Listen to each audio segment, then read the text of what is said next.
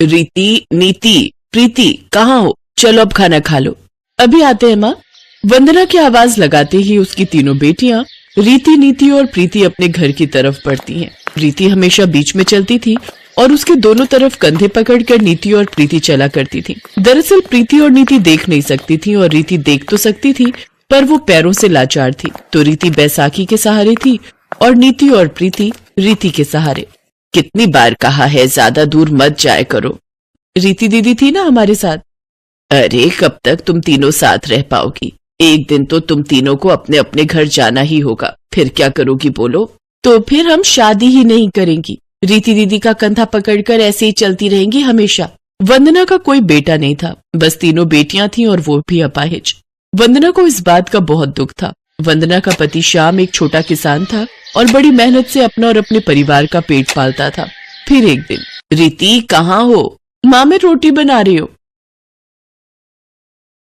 अरे सारा दिन तू ही काम करती रहती है, अपनी दोनों बहनों को भी तो कुछ सिखा। माँ मैं हूं ना, और वैसे भी वो दोनों कैसे करेंगी? ऐसा नहीं है मेरी बच्ची, जब तू अपने घर चली जाएगी तो इन्हें भी तो ससुराल जाना पड़ेगा। फिर कैसे काम चलेगा? अंधे भी तो अपने हिसाब से काम करते हैं ना। और हम कोई अमीर घर से तो है नहीं कि काम नौकर चाकर करेंगे। पर माँ वो कैसे कर पाएंगी? आप खुद ही सोचो ना कि अगर आप देख ना पाओ तो आप कैसे पता करोगी कि कौन सी शक्कर है और कौन सा नमक? कैसे पता करोगी कि कौन सी मूली है और कौन सी गाजर? माँ मैं तो कहती हूँ कि आप मेरी शादी ही मत करो। मैं कमाऊंगी और सबका ख्याल रखूंगी हमेशा। रीति की बात सुनकर वंदना की आंखों में आंसू आ गए। ये बात नीति और प्रीति ने भी सुन ली और वो दोनों भी चुपके चुपके रोने लगी। फिर उसी शाम, माँ पिताजी मैंने सोच लिया है, हम तीनों बहनें या तो शादी ही नहीं करेंगी या फिर हमारी शादी ऐसे घर में करना जहाँ 3 भाई हो। बाकी हमें कुछ नहीं चाहिए, ना अमीर घर और ना ही कोई बहुत सुंदर लड़के। बस हमें अलग मत करना पिताजी, क्योंकि मेरे बिना इनका और इनके बिना मेरा गुजारा ही नहीं है। रीति की वो बात श्याम और वंदना को लग गई और फिर एक दिन श्याम भागा भागा घर आया। अरे सुनती हो, एक खुशखबरी लाया हूँ। क्या है जी, जल्दी बताओ। वो किशनपुर है ना, वहाँ किशोरी लाल जी का परिवार रहता है। उनके 3 बेटे हैं और तीनों ही कुंवारे हैं। वो अपने बेटों की शादी करना चाहते हैं। इससे बढ़िया मौका नहीं मिलेगा। अगर उन तीनों लड़कों से अपनी बेटियों की शादी हो जाती है तो वो हमेशा साथ रह सकेंगी। पर वो हमसे रिश्ता जोड़ेंगे क्या? वो तो अरे यही तो बताना है तुम्हें। अब इसे भगवान की लीला ही कहो। वो तीनों भाई भी जरा कम देख पाते हैं, इसीलिए शायद वो मान जाए। अच्छा, तब तो आप फटाफट बात चलाओ। अगले ही दिन श्याम किशोरीलाल के घर पहुंचा और उससे अपनी बेटियों के रिश्ते की बात की। किशोरीलाल ने भी रिश्ते के लिए हाँ कर दी और श्याम से शादी की तैयारियां शुरू कर दी। तीनों बहनें भी बहुत खुश थीं। फिर शादी की तारीख भी आ गई, लेकिन फेरों से ठीक पहले। 1 मिनट रुको पंडित जी, इतनी जल्दी भी क्या है? हाँ तो श्याम जी, जरा दहेज वहेज का हिसाब तो समझाओ। पर दहेज की तो बात ही नहीं हुई थी किशोरी लाल जी, और जितना मुझसे बन पड़ा उतना तो मैं कर ही रहा हूँ। अरे तो हम अपने लिए कहाँ कुछ मांग रहे हैं, आप 3-3 बेटियां दे रहे हो। कल को बच्चे कहीं घूमने जाएंगे तो हर जगह ऑटो और बस के धक्के खाते फिरेंगे क्या? अब आप ऐसा करो कि एक ऐसी कार दे दो जिसमें 7 लोग आ जाएं। बस, बाकी कुछ नहीं चाहिए। है? पर ऐसी कार तो बहुत महंगी आएगी, मैं गरीब कहाँ से लाऊंगा किशोरी लाल जी? अरे तो अभी की बात कौन कर रहा है? हम आपकी तीनों बेटियों को ब्याह कर ले जा रहे हैं, ठीक है? ठीक 1 महीने बाद आप कार ले आना, और अगर नहीं ला पाए तो अपनी बेटियों को वापस ले जाना। बहुत बेगैरत आदमी हो किशोरी लाल, है? अपने बेटों की शादी करने आए हो या सौदा करने आए हो बे? मुखिया तुम चुप करो। अगर इतना ही प्यार आ रहा है ना इन लंगड़ी और अंधी बेटियों पर, तो तुम ही ले जाओ इन्हें अपने घर बहू बनाकर। करा देता, पर मेरा एक ही बेटा है, और अगर 3 होते ना तो तुम्हारे सामने इनसे शादी कराता और तुम्हें जूते मार कर बाहर निकाल देता इस गांव से, जूते मार कर। हाँ, तो हम जा रहे हैं। अब ढूंढ लेना ऐसा घर इन लंगड़ी और अंधियों के लिए, जहाँ बिना दहेज के तीनों की शादी हो जाए। हम भी देखते हैं। विमल बेटा इधर आ। श्याम भाई बताओ कि आप मेरे बेटे के साथ अपनी कौन सी बच्ची की शादी करना चाहते हो, बताओ।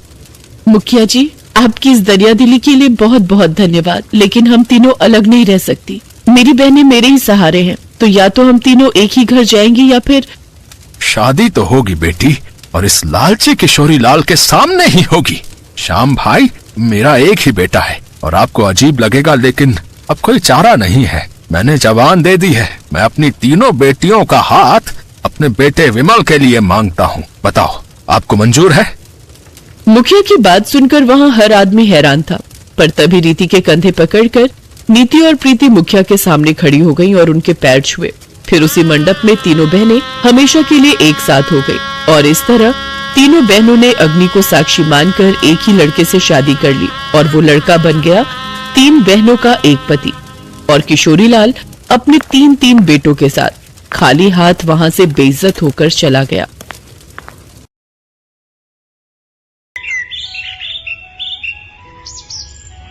रमा, मधु और सुधा आशा देवी की 3 सरकारी बहुएं।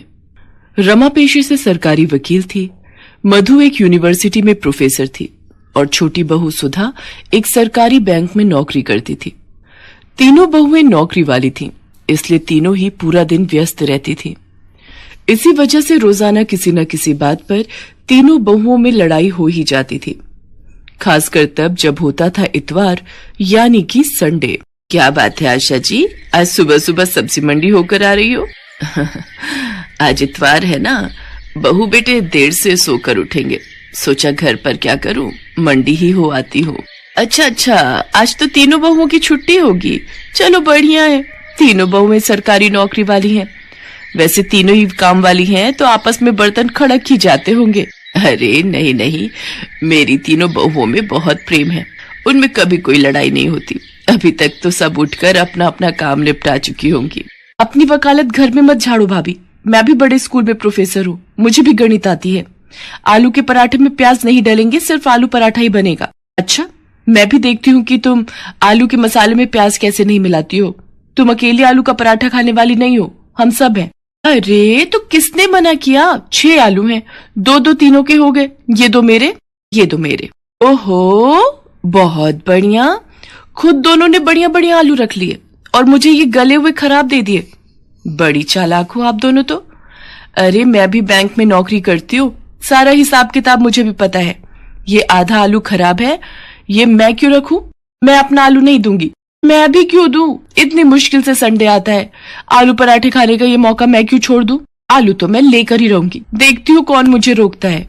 हे भगवान, मैं मोहल्ले में कहती फिरती हूँ मेरी तीनों बहुएं गऊ हैं, मुंह में जबान नहीं है, तीनों में प्रेम है, पर यहाँ तो एक आलू के लिए महाभारत छिड़ी हुई है। इतनी बड़ी सरकारी नौकरी करने वाली हो तुम, पर लड़ाई बिल्कुल बच्चों की तरह लड़ती हो। थैले में आलू रखे हैं, उबाल लो जितनी मर्जी। पता नहीं मेरे इस दुनिया से जाने के बाद। आशा के इतना कहते ही तीनों बहुएं उसके मुंह पर हाथ रख देती हैं।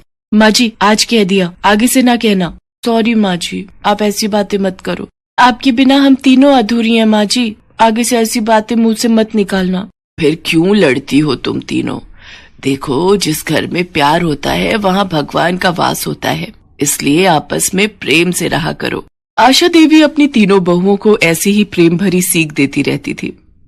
उसके बाद तीनों बहुएं मिलकर एक साथ नाश्ता बनाती हैं। रोजाना की तरह वही खट्टी मीठी नोकझोंक के बीच आशा देवी की बदौलत तीनों बहुओं में आपसी प्यार बना हुआ था। आशा देवी की ननद मनोरमा कुछ दिनों के लिए रहने आ जाती है। मनोरमा स्वभाव से चुगलखोर और झगड़ालू है, पर क्या करे, है तो आशा देवी की ननद ही ना।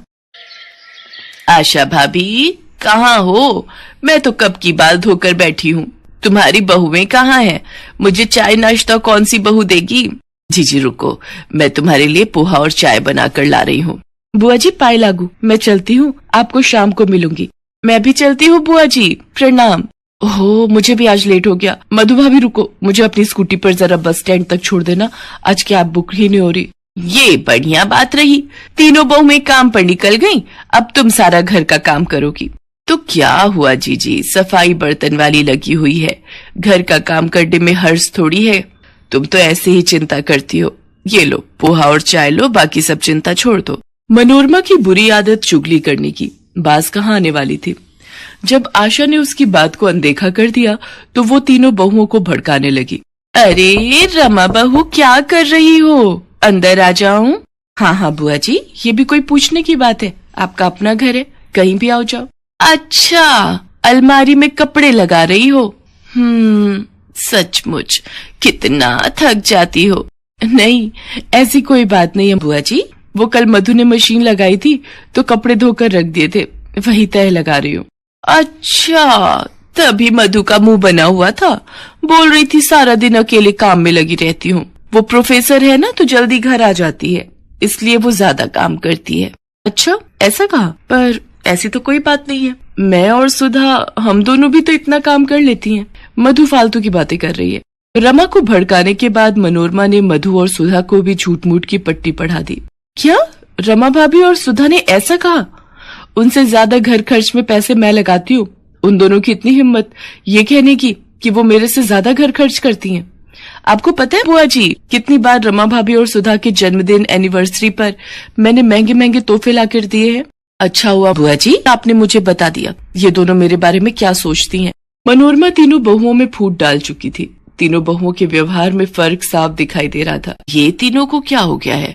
आज इतवार के दिन घर में इतनी शांति कैसे बनी हुई है? रमा बहू, क्या हुआ? आज रसोई में कुछ स्पेशल नाश्ता नहीं बनाना क्या? मुझे नहीं पता माँ जी, मैंने अपने और सुधीर के लिए छोले भटूरे मंगवाए थे, हमने वही नाश्ता कर लिया है। रमा भाभी, बहुत ज्यादा इतराने की जरूरत नहीं है, हमने भी स्पेशल अमृतसरी कुलचे मंगवा कर खा लिए हैं। हमारा भी आज संडे है, सुनील और मैं मूवी देखने भी जा रहे हैं। मैंने भी जलेबी समोसे खाए हैं, खुद कमाती हूँ, किसी का दिया नहीं खा रही। मैंने और रवि ने हैवी नाश्ता किया है, बढ़िया, कितने दिनों बाद। ये हो क्या रहा है इस घर में? एक दूसरे से सीधे मुंह बात करने को तीनों तैयार ही नहीं है। जरूर कुछ गड़बड़ है, नहीं तो ये तीनों मेरे से इस तरह बात नहीं करती। और ये मनोरमा जी कहाँ गई है? बड़ी देर से दिखाई नहीं दे रही, लगता है कमरे में होंगी। उनकी चाय वहीं दे आती हूँ। अरे मैंने भाभी की तीनों बहुओं में ऐसी फूट डाली है, ऐसी फूट डाली है कि पूछो मत। बड़ा इतरा रही थी तीनों बहुओं को लेकर। ओह, इसका मतलब ननद जी ने मेरे घर में आग लगाई है। इनका पर्दाफाश मैं ही करूंगी। मनोरमा की आदत थी फोन पर हर बात अपनी बेटी को बताने की। आशा देवी ने एक दिन अपने मोबाइल का ऑडियो रिकॉर्डर ऑन करके मनोरमा के कमरे में रख दिया और जानबूझकर मनोरमा से बातों बातों में बात करने लगी। भाभी, तुम मुझे पहले कहती तो मैं बहुत पहले ही ये काम कर देती। अब तुम अपना दुख मुझसे कह रही हो कि तुम अपनी तीनों बहुओं से तंग आ चुकी हो, उनकी सेवा करके तुम थक जाती हो। चलो, अभी भी कुछ नहीं बिगड़ा है, तुम चिंता मत करो, मैं तुम्हारी तीनों बहुओं में फूट डाल चुकी हूँ। मनोरमा सारी सच्चाई बोल देती है कि कैसे उसने रमा, मधु और सुधा से एक दूसरे के लिए चुगली की थी। आशा तो यही चाहती थी कि सच्चाई सामने आए और वो मौका देखकर अपनी तीनों बहुओं के सामने अपनी ननद मनोरमा की सच्चाई सुना देती है, जिसे सुनकर तीनों बहुओं की आंखों में आंसू आ जाते हैं और वो एक दूसरे की तरफ देखने लगती हैं। मनोरमा शर्म से लज्जित हो जाती है और वापस अपने घर चली जाती है। मुझे अपनी तीनों बहुओं पर नाज है। तुमने किसी के भड़काने पर अपने ही घर में फूट डाल दी। मैं तो दुनिया से कहती हूँ मेरी तीनों बहुएं बहुत समझदार हैं, उनमें आपस में एकता है। कभी भी किसी के भड़काने में मत आना, नहीं तो घर को टूटते देर नहीं लगती। हमें माफ कर दीजिए माँ जी, आज के बाद हम ये गलती दोबारा कभी नहीं करेंगे। तीनों बहुओं में फिर से एकता हो जाती है और आशा देवी